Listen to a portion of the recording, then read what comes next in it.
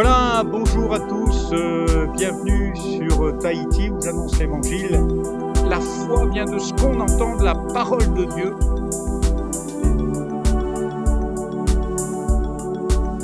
Vous pouvez seulement écouter, non pas le prédicateur, non pas le décor qui est derrière nous, mais écouter la voix de Dieu qui vous appelle. Quel que soit l'endroit où vous vous trouvez, sachez que vous êtes aimés de Dieu.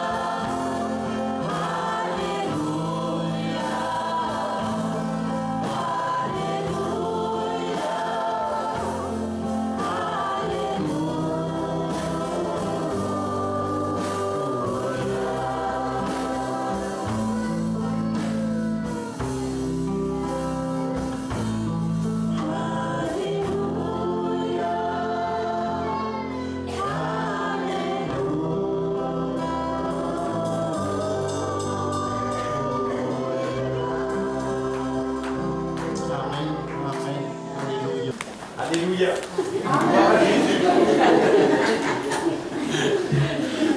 On bénit Dieu pour ces moments en famille. Amen. Nous sommes la famille de Dieu. Alors moi je ne connais pas toujours quand il doit intervenir, mais l'essentiel c'est d'être ensemble. Amen. La Bible dit qu'ils étaient tous ensemble dans un même lieu. Amen. Et il est important pour nous ce matin d'être ensemble et de partager l'amour de Dieu. Et je suis vraiment ému et joyeux d'avoir pu présenter ces petits-enfants, tant il est vrai que Jésus a dit « laissez venir à moi ». les petits-enfants, le royaume de Dieu est pour ceux qui leur ressemblent. Alléluia. Est-ce que vous êtes comme des petits-enfants? On aimerait quelquefois, hein? J'avais un vieux pasteur qui me disait, mais moi je suis comme un vieux corbeau maintenant. Hein? J'ai été un joli perdreau et je suis un vieux corbeau. Et Dieu veut véritablement nous ramener à la vie. Et quand on voit ces petits-enfants, l'avenir, vous savez, les petits qu'on a présentés, ce n'est pas l'église de demain, hein? C'est celle d'aujourd'hui. C'est eux qui sont l'église que Jésus-Christ va venir chercher. Amen. Alors, Ésaïe chapitre 60, j'aimerais partager avec vous ce matin les merveilles de cette alliance sous laquelle nous sommes. La Bible déclare ce verset en titre vraiment, la loi est venue par Moïse. La loi est venue par Moïse. La grâce et la vérité sont venues par Jésus-Christ. C'est ma faute, je ne t'ai pas donné ce verset, mais je vais reprendre tout au long de cette prédication au travers du thème de la nouvelle alliance, parce que nous sommes sous la grâce qui est en Jésus-Christ, et il nous faut réaliser à quel point cette grâce a surabondé. Là où le péché a abondé, la grâce surabonde, et on le tient dans nos mains. Quand on tient ces petits-enfants, on voit que au travers d'hommes et de femmes pécheurs, pécheresses, Dieu nous donne des merveilles. C'est pas vrai les mamans? Les mamans savent plus encore hein, que les papas, à quel point, mais les papas aussi ils savourent les choses, quelquefois tardivement, quand les cheveux sont plus blancs. Mais ils savourent d'avoir des fils et des filles et de voir à quel point nous sommes aimés du Père. Alors, on lit ensemble Ésaïe, chapitre 60, et l'occasion peut-être pour quelques-uns de se lever ce matin. Et Ésaïe 60 dira, « Lève-toi, sois éclairé, car ta lumière arrive et la gloire de l'Éternel se lève sur toi. Voici les ténèbres couvrent la terre et l'obscurité les peuples. Mais sur toi, l'Éternel se lève. Sur toi, sa gloire apparaît. Des nations marchent à ta lumière et des rois à la clarté de tes rayons. Porte tes yeux alentour et regarde, tous ils s'assemblent. Ils viennent vers toi. Tes fils arrivent de loin et tes filles sont portées sur les bras.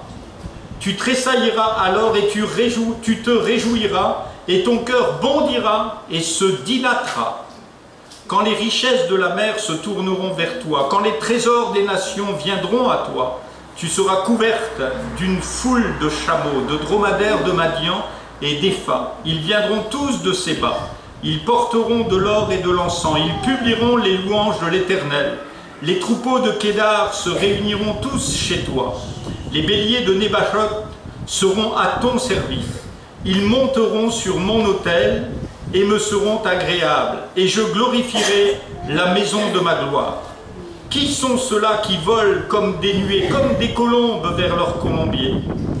Car les îles espèrent en moi, et les navires de Tarsis sont en tête, pour ramener de loin tes enfants, avec leur argent et leur or, à cause du nom de l'Éternel, ton Dieu, du Saint d'Israël, qui te glorifie.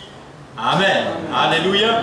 Quelle promesse merveilleuse, quelle grâce extraordinaire Dieu fait au travers de cette promesse, une promesse qui bien sûr est pour Israël, mais nous allons bien sûr la ramener pour nous. Nous avons vu en Israël et nous voyons tout ce qui se passe en Israël et tout à l'heure encore quand je suis arrivé, plusieurs m'ont salué et m'ont parlé des informations de ce monde.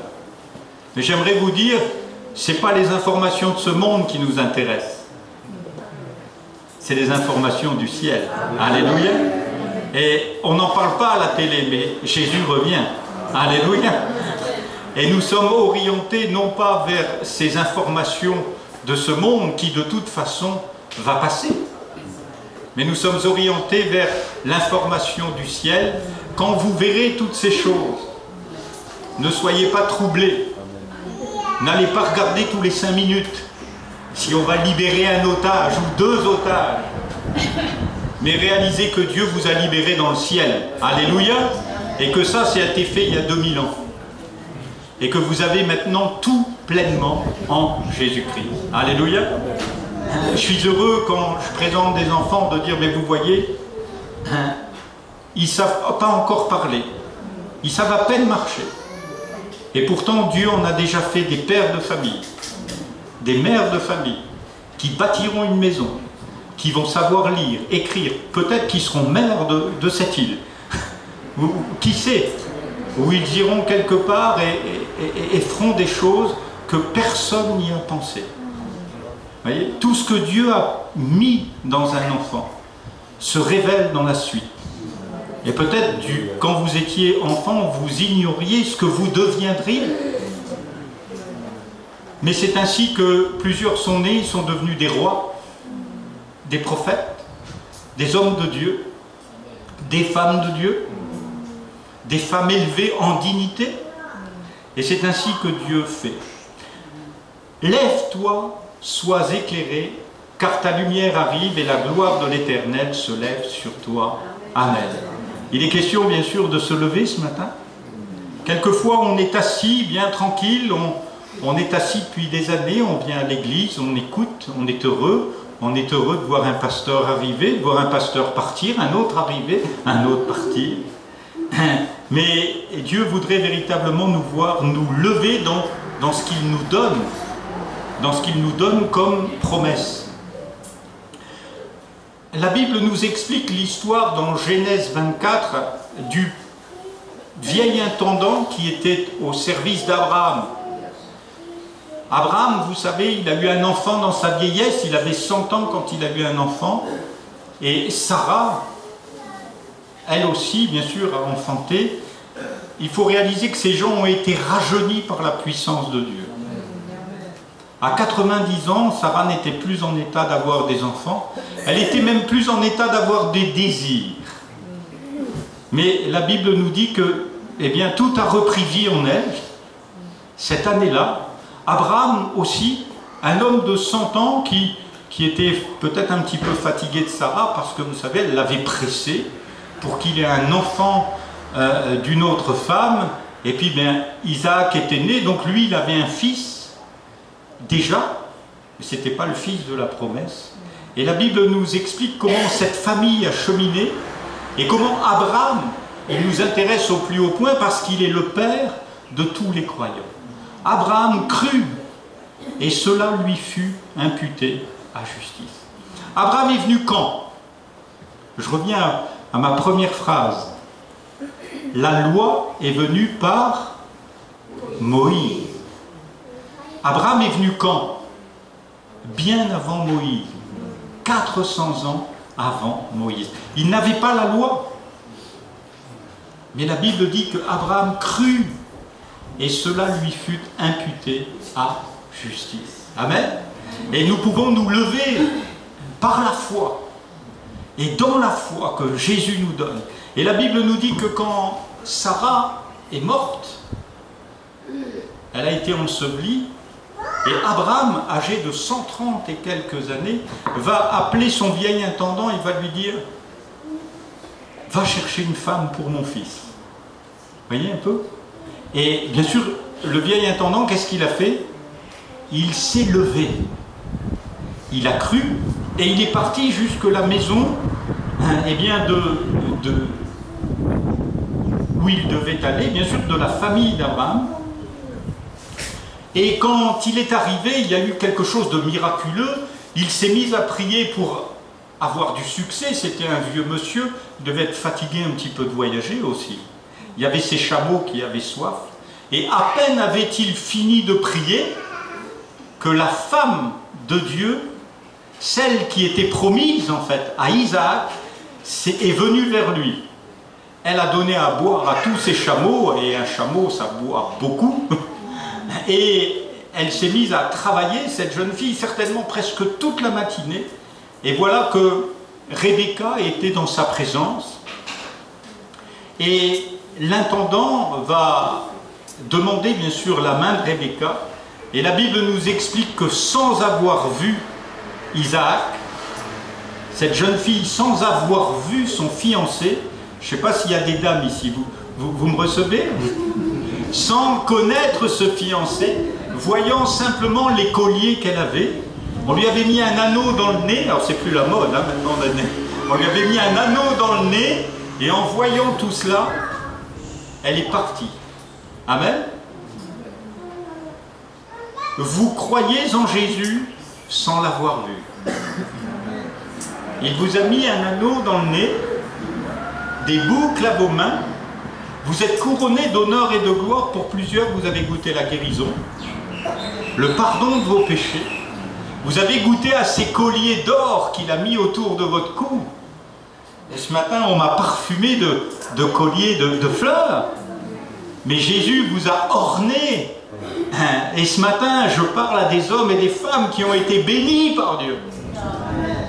Sans l'avoir vu, vous l'aimez déjà.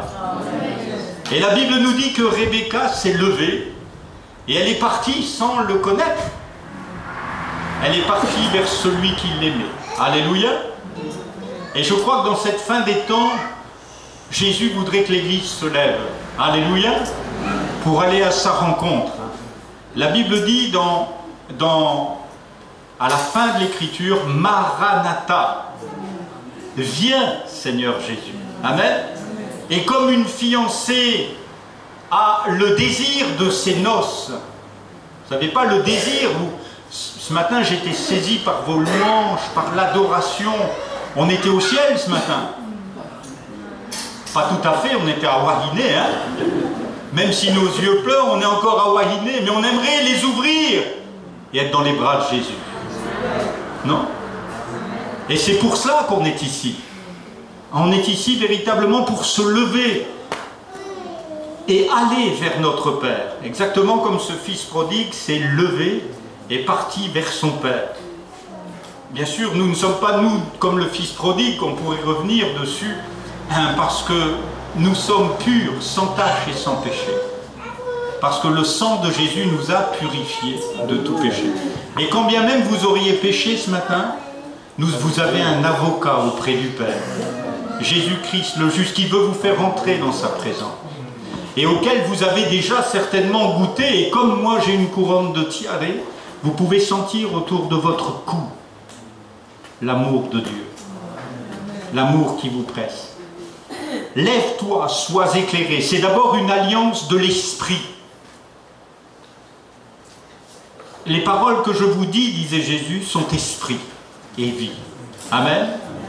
Et nous vivons sous cette alliance du Saint-Esprit. Quelqu'un peut dire Amen. Cette alliance de Actes des Apôtres, chapitre 1. Acte 1, verset 4. Comme il se trouvait avec eux, c'est Jésus, il leur recommanda de ne pas s'éloigner de Jérusalem, mais d'attendre ce que le Père avait promis. Ce que je vous ai annoncé, leur dit-il, car Jean a baptisé d'eau, mais vous, dans peu de jours, vous serez baptisés du Saint-Esprit. Amen. Voilà. La nouvelle alliance que Dieu nous a promis et qui est avec nous, c'est l'alliance de l'Esprit. Ces paroles sont esprit et vie. C'est une alliance de l'Esprit qui a été inaugurée non pas dans l'eau, et Jean a baptisé d'eau, et il se peut que vous soyez baptisés d'eau. Si ce n'est pas fait, faites-vous baptiser au nom du Père, du Fils et du Saint-Esprit, et vous recevrez une puissance, le Saint-Esprit. Il est important de réaliser que le Saint-Esprit atteste le sang. Deux choses nous sont données, l'Esprit et le sang. Le sang de Jésus nous a purifiés de tout péché. Sans effusion de sang, pas de pardon. Voilà pourquoi Jésus s'est fait homme, exactement comme vous et moi. Et la révélation s'est faite en lui.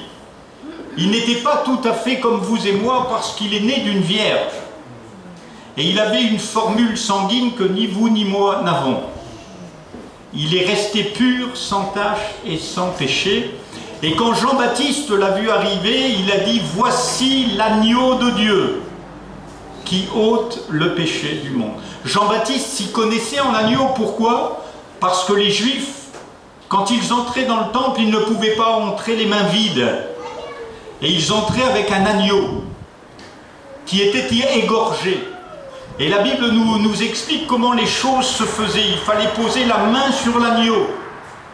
Et alors que vous posiez la main sur l'agneau, le sacrificateur ne vous regardait pas vous, il regardait l'agneau.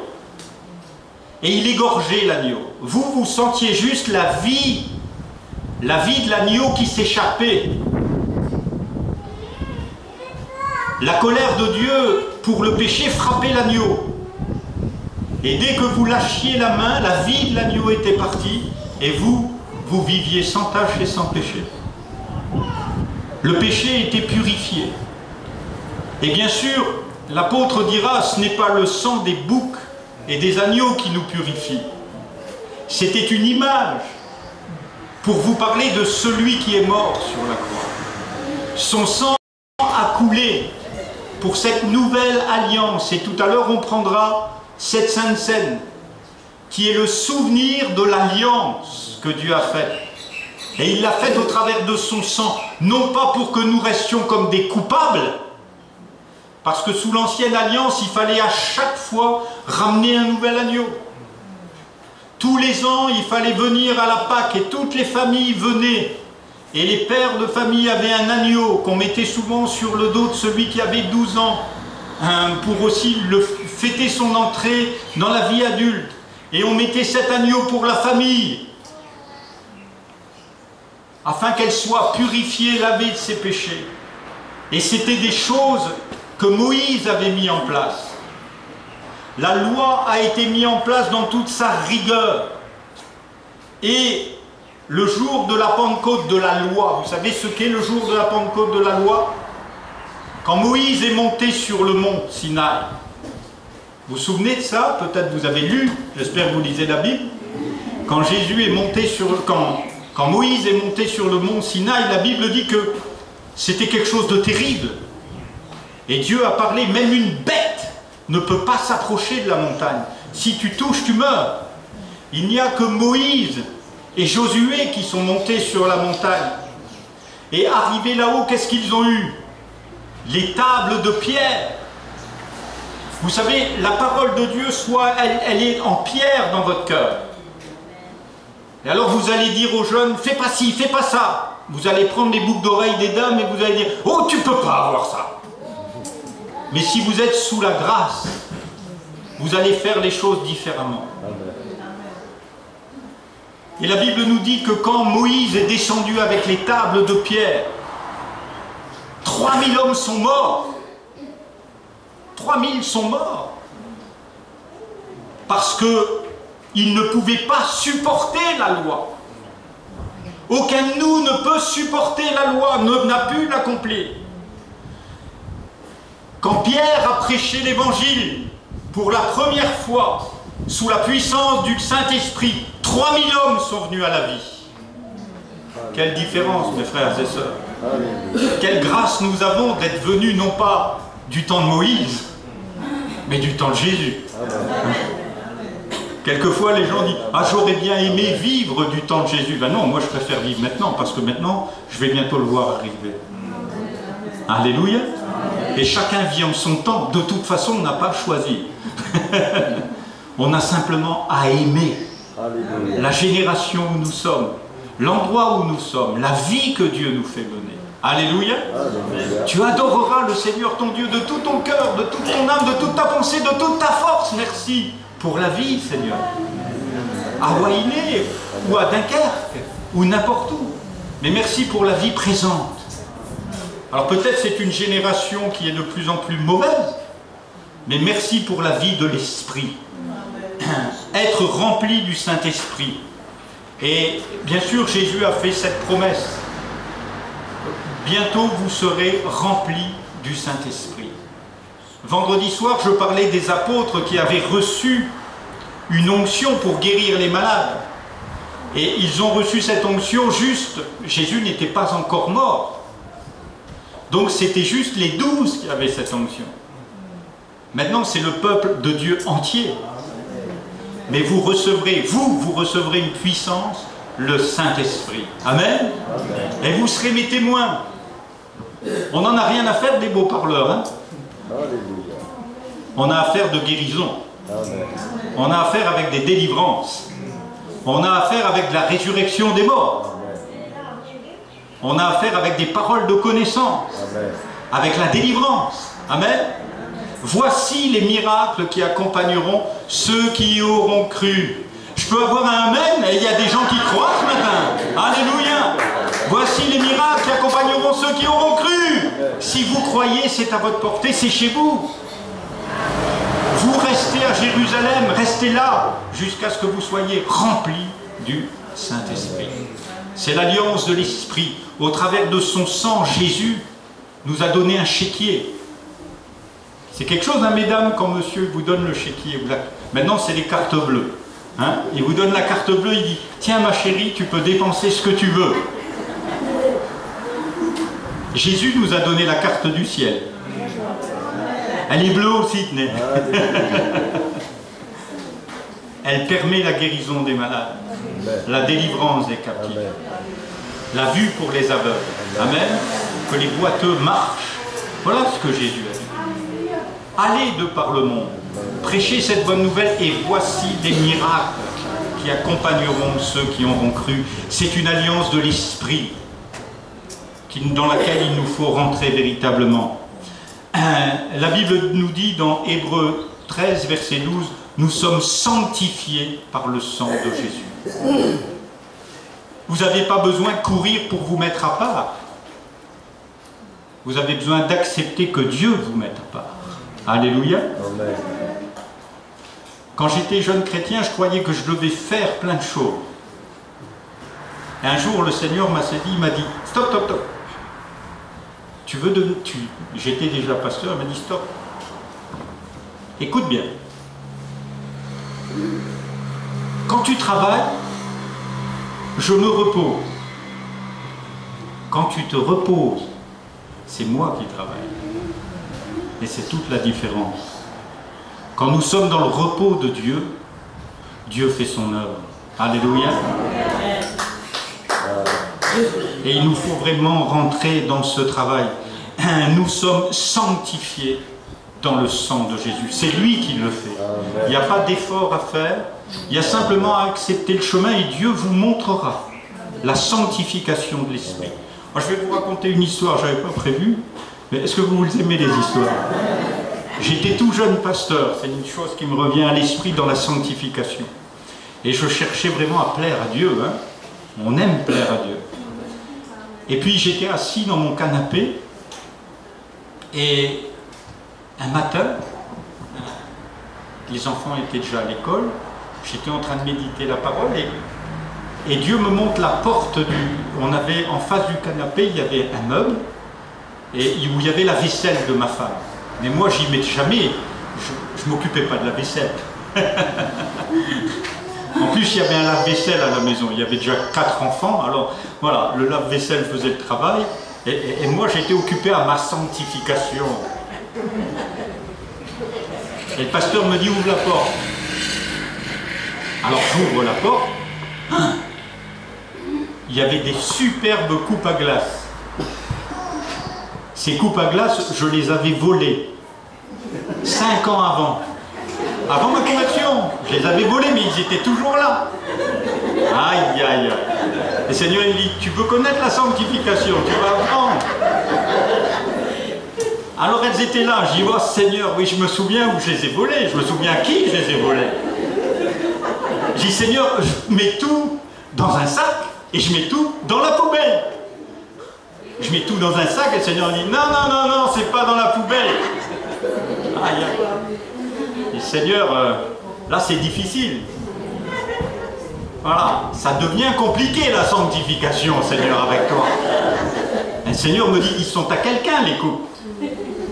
Alors tu vas retourner au restaurant, tu vas donner les coupes. Le Seigneur, il y a 5 ans en arrière. Si ça se trouve, le restaurant est fermé. Et là, me voilà parti avec une Bible en plus. Donc, je dis, mais je vais, puisque le patron en plus c'était un copain, c'était devenu un copain, puisque j'étais tous les jours sur ce lieu de travail, c'était un petit restaurant de travail, et je dis, je vais avoir bonne mine. J'étais son copain, je lui ai volé ses coupes. Vous voyez la réputation, la sanctification. Et me voilà parti, guiding, guiding, guiding, guiding, guiding. Les coupes, elles font du bruit, elles sont en cristal. Et me voilà parti, et je dis, Seigneur, je connais bien le restaurant, je vais passer par derrière, pour voir le patron. J'arrive, j'essaie de passer par derrière, la porte est... Là, on est... Vous avez compris, hein? Je dis, bon, je vais passer par devant. Et là, il y a tous les gars qui boivent l'apéritif, et qui me disent, tiens François, viens boire un coup. Je dis, bah, je suis pas venu pour boire un coup. Voilà, puis j'appelle le patron qui est derrière le bar. Je voudrais te parler. Il dit oui, oui. Est-ce qu'on peut se mettre un peu à l'écart? Guiding, guiding, guiding, guiding. J'ai toujours mon sac avec moi. Et bien sûr, on va à l'écart. Et là, je lui explique. Je lui dis voilà. Il y a 5 ans en arrière, je suis venu. Bah, il dit ouais, on a fait souvent la fête ensemble. Et je dis ouais, mais tu sais, tu savais pas qui j'étais. Voilà, j'étais un voleur. Et je t'ai volé. Et je viens te rendre ce que je t'ai volé, et je viens t'offrir la Bible, et je viens te demander pardon pour ce mal. Et alors il me regarde, il ne comprend pas.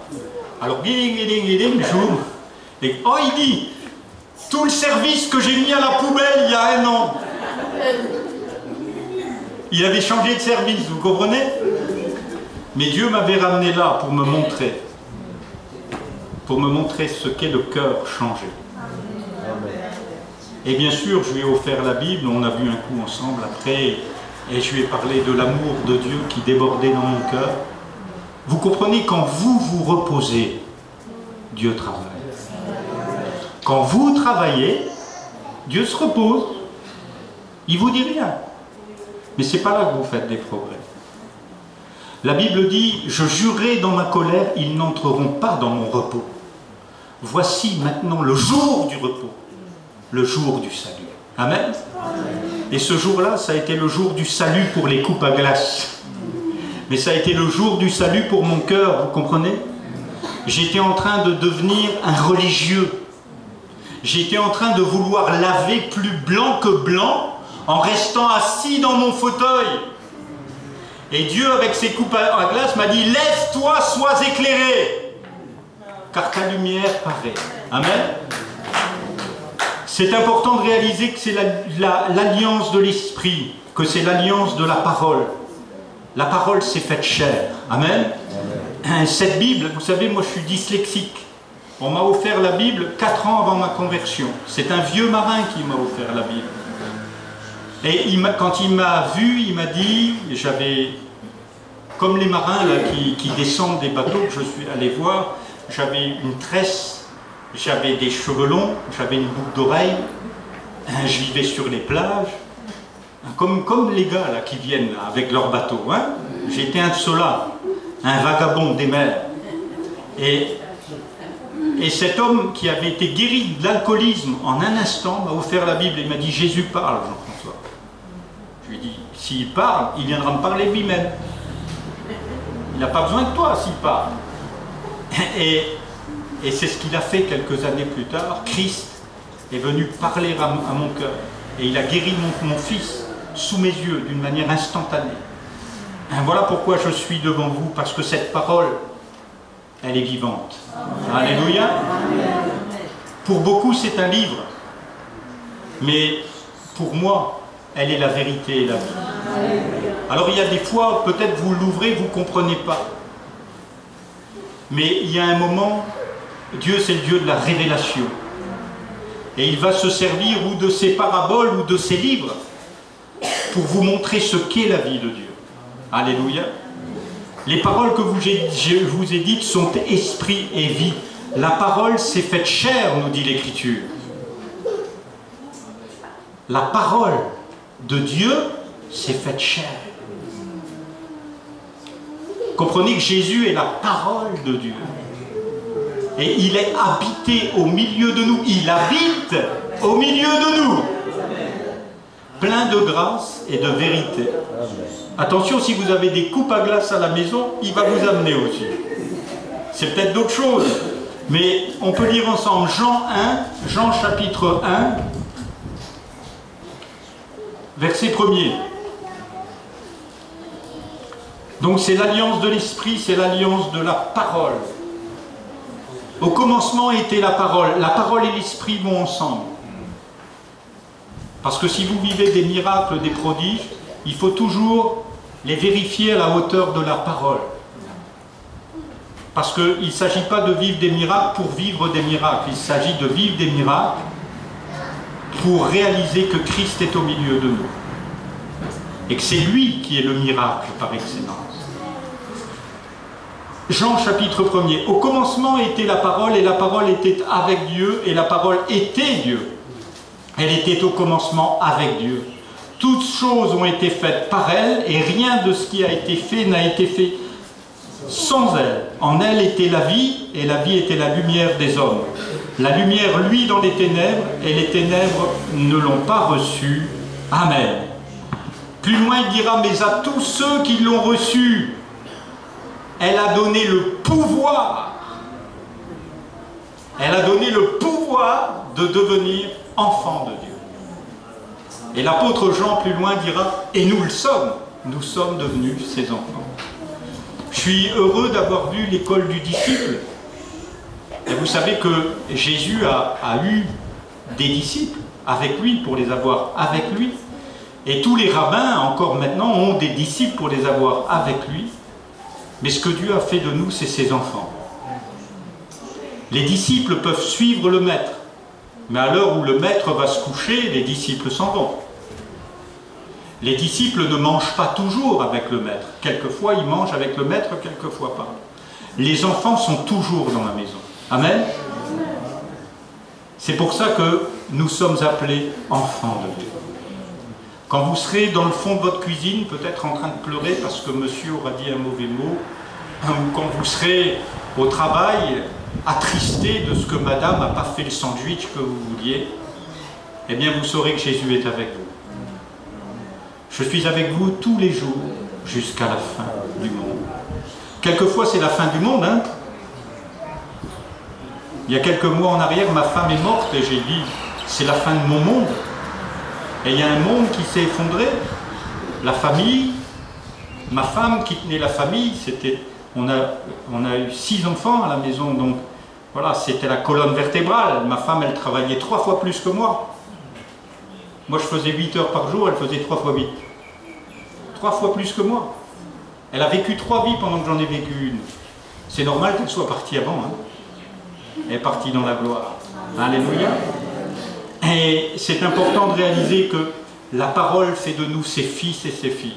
Alléluia.